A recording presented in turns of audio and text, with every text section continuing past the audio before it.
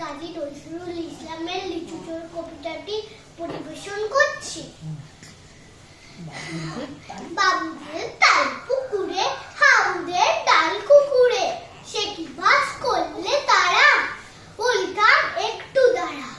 পুকুরের ওই কাছে না, লিচুরের গাছ আছে না, হতাম না আসতে গিয়ে, এক বড় কাস্তে দিয়ে গাছে গোছে চড়েছি, ছোট ব্যাগ ডাল লড়েছি, ও বাবা মরাত করে পড়েছি সরার জোরে।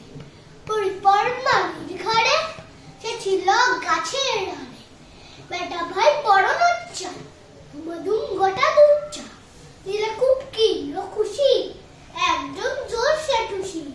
আমিও বাগিয়ে থাকবো, দেখাবা চাইয়ে খাবো, লাফিয়ে দিনু দেয়াল লাগিয়ে বুড়া শিয়াল, আর দেখ শিয়াল কোথায়, বেলুডা দাঁড়িয়ে হতা, দেখে যে আটকে হতা, কুকুরও ঝুলল ছোটা।